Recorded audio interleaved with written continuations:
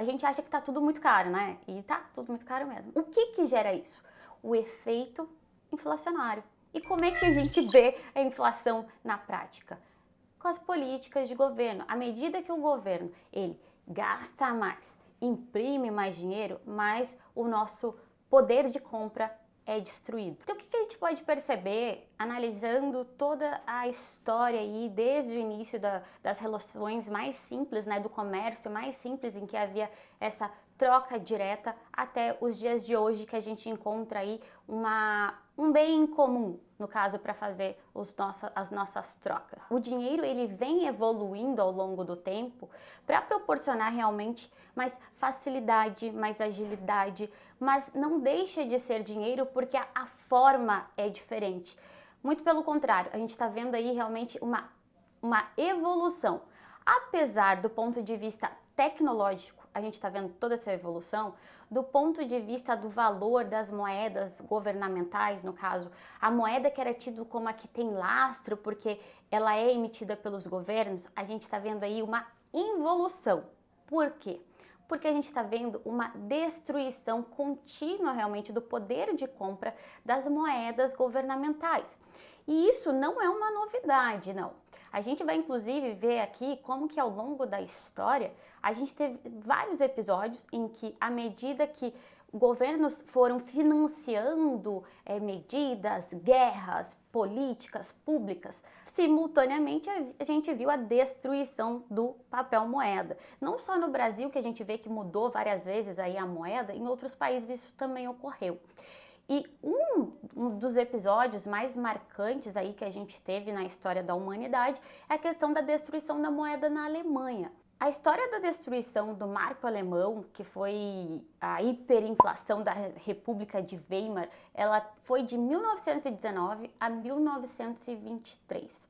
Bom, a Alemanha tinha acabado de sair no início, né, dessa crise de uma guerra, o governo tinha financiado, né, toda essa guerra, então gastou muito e perdeu a guerra, e então eles ficaram altamente endividados.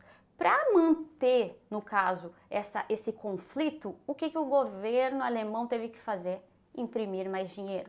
À medida que imprimia mais dinheiro, o marco alemão perdia o seu valor. Inclusive, a gente tem imagens, né? Chega a situação de você ver crianças brincando com montanhas de papel moeda, pessoas levando em carrinhos o papel moeda para trocar por algo. Então, não é porque o governo definiu que aquilo ali tem um valor que vai se manter, porque economia não é aquilo que um governo diz que é. Economia está relacionada às relações.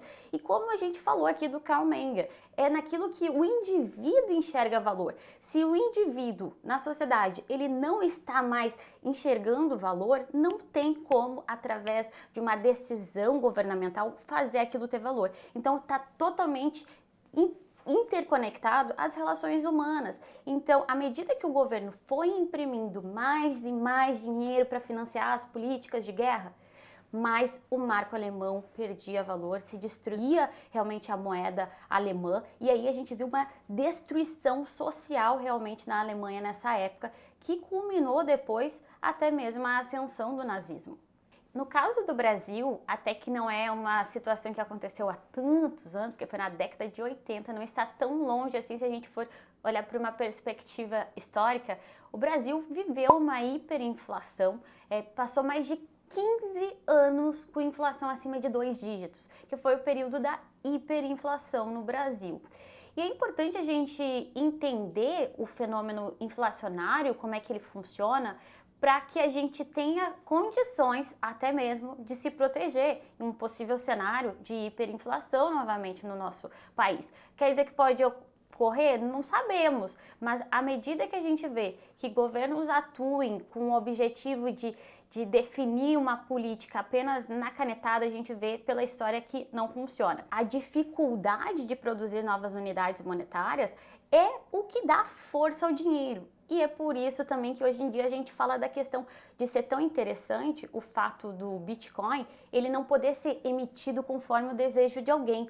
Não, ele depende realmente da capacidade de código realmente das pessoas empenharem força computacional para emitir aí, a gente ter a geração de novos blocos, mas seguindo regras imutáveis e tem um limite de emissão. Então não depende da interferência de alguém ou do desejo de alguém. E por isso que se diz que pode ser uma potencial reserva de valor.